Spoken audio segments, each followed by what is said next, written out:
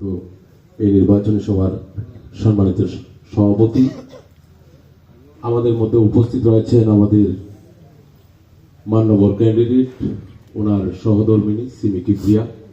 আমরা ইতিমধ্যে বক্তব্য শুনেছি আমাদের উপজেলা বিএনপির সংগ্রামী সভাপতি জনাব মতিয়ার রহমান পেয়ারা ভাই। হয়তোবা আমি আসার আগে আরো অনেক নেতৃবৃন্দ বক্তব্য দিয়েছেন। উপস্থিত সম্মানিত নেতৃবৃন্দ, উপস্থিত এলাকাবাসী, আসসালামু আলাইকুম। হিন্দুদের প্রতি আদাব। আমি ক্ষমা চেয়ে নিচ্ছি, আমি বুঝতেছি যে সময়ের স্বল্পতা রয়েছে, হয়তোবা আমাদের অনেকেরই অনেক প্রোগ্রাম রয়েছে বা আমি আসতে একটু দেরি হয়েছে। এখন অ্যাড্রেসিং করলে সময় অনেকটা নষ্ট হয়ে যাবে, সেই জন্য আমি সবাইকে অ্যাড্রেসিং করলাম না। আজকে আমাদের এটা নির্বাচনী সভা। পেয়ারা ভাই অত্যন্ত চমৎকার করে বলেছেন, কারণ বলার কারণ হলো উনি এইসব বিষয় পরীক্ষা দিয়ে উত্তীর্ণ হয়ে এই জায়গায় এসেছেন। অভিজ্ঞতার কোনো বিকল্প নেই, কাজের কোনো বিকল্প নেই। একটা জিনিস আমাদেরকে মনে রাখতে হবে যে শ্রম বা গাম কোনো দিন বেইমানি করে না। আমাদের যে কর্মী বাহিনী, আমাদের যে সমর্থক, তাদের গাম শ্রম যদি একটু আমরা দিতে চেষ্টা করি, তাহলে আমার মনে হয় যে আমাদের বিজয় কেউ ঠেকাতে পারবে না। ঠেকাতে পারবে কেউ? আমার পূর্বে নিশ্চয়ই আপনারা অনেক গুরুত্বপূর্ণ কথা শুনেছেন। আমরা আজকে বা আগামী 12 তারিখ সিদ্ধান্ত নিতে হবে, বিশেষ করে নবীগঞ্জ বাহুবলের মানুষ সিদ্ধান্ত নিতে হবে যে আমরা দেশের সাথে তাল মিলাবো কিনা। দেশে কি আসতেছে আপনারা কি মনে করেন? বিএনপির গভর্নমেন্ট আসতেছে না অন্য কিছু আসতেছে? তাহলে বিএনপির গভর্নমেন্ট যদি আসে আর কোনো কারণে আমরা এটা থেকে বঞ্চিত হই, সেটা কি আমাদের জন্য মঙ্গল হবে? নিশ্চয়ই মঙ্গল হবে না। আমরা সিদ্ধান্ত নিতে হবে যে বিগত 17 বছর যেভাবে উন্নয়ন থেকে বঞ্চিত ছিলাম, আবারও উন্নয়ন থেকে বঞ্চিত থাকবো না বিগত 17 বছরের উন্নয়ন এবং আগামী 5 বছরের উন্নয়ন একই ব্যক্তির দ্বারা, আমাদের ক্যান্ডিডেটের দ্বারা, আমাদের ভবিষ্যৎ এমপি বিশিষ্ট অর্থনীতিবিদ রেজা কিবরিয়ার দ্বারা সম্পন্ন করব।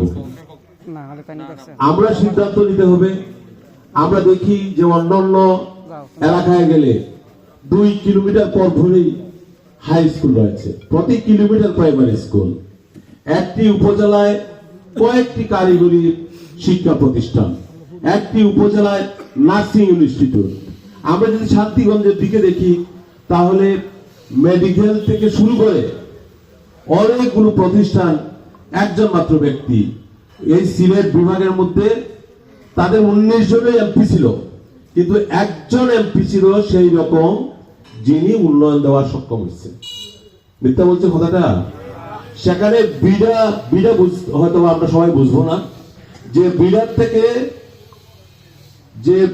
থেকে শিল্প উদ্যোক্তা তৈরি হয়, সেই বিড়ার অফিস পর্যন্ত বা ইনস্টিটিউট পর্যন্ত শান্তিগঞ্জ স্থাপিত হয়েছে।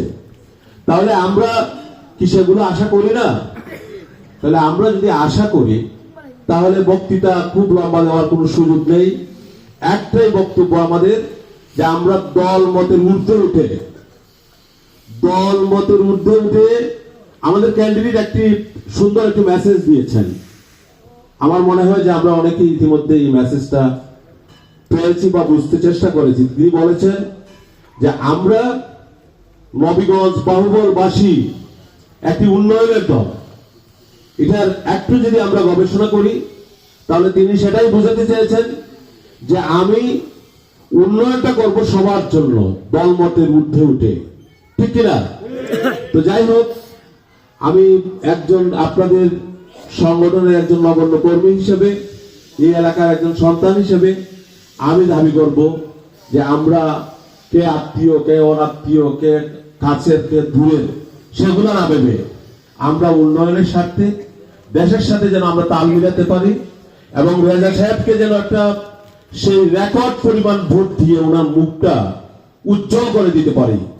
ফার্স্ট ইনশাআল্লাহ আমরা করবই, কিন্তু সেই পাঁচটা যেন হয় একটা রেকর্ড পরিমাণ ভোটের মাধ্যমে, সেই প্রত্যাশা রেখে সকলের সুস্বাস্থ্য এবং দীর্ঘায়ু কামনা করে আমি আমার বক্তব্য শেষ করছি। সবাইকে ধন্যবাদ।